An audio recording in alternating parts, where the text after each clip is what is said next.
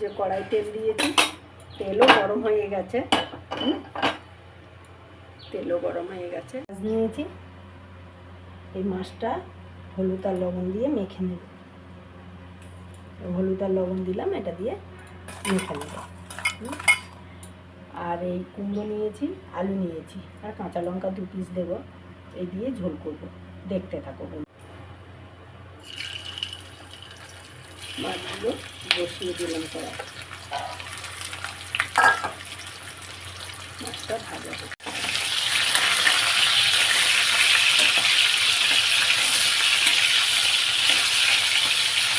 মাছ ভাজা চলছে, মাছ ভাজা হয়ে গেলে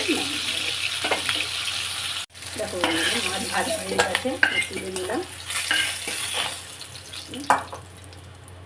এবারে একটু কালো জিরে দিলাম, একটু পেঁয়াজ দিলাম, কটা আলু দিচ্ছি।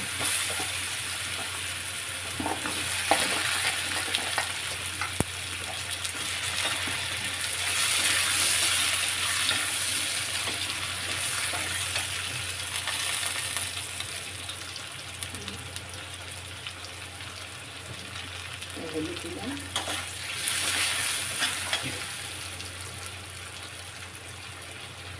এই যে আদা দিলাম।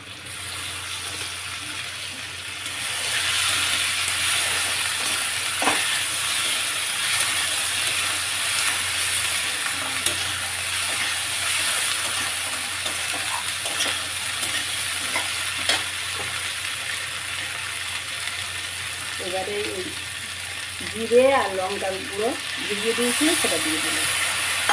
এবার ভালো করে কষে নেব। এবারে এর মধ্যে কুমড়োগুলো দিয়ে দিলাম।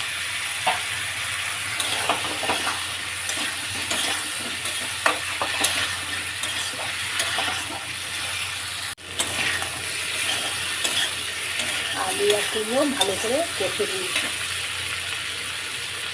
এবারে ফুটন্ত গরম জল দিয়ে দিলাম।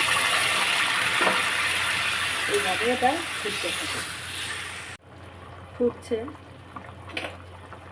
মাছও দিয়ে দেবো।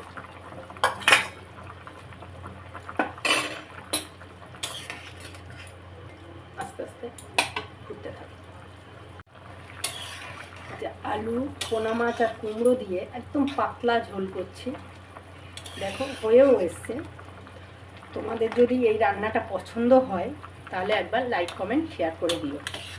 এবারে আমি গ্যাসটা অফ করে দেব, নামাবো। গ্যাস অফ করে দিলাম। এই দেখো পাতলা ঝোলই খেতে বেশি ভালো লাগে। এই দেখো আলু কুমড়ো এই মাছ। দেখো বন্ধুরা, তোমাদের পছন্দ হয়েছে? তোমাদের যদি পছন্দ হয় তাহলে একবার লাইক কমেন্ট শেয়ার করে দিও। পুরো ভিডিওটা দেখার জন্য বন্ধুদের ধন্যবাদ।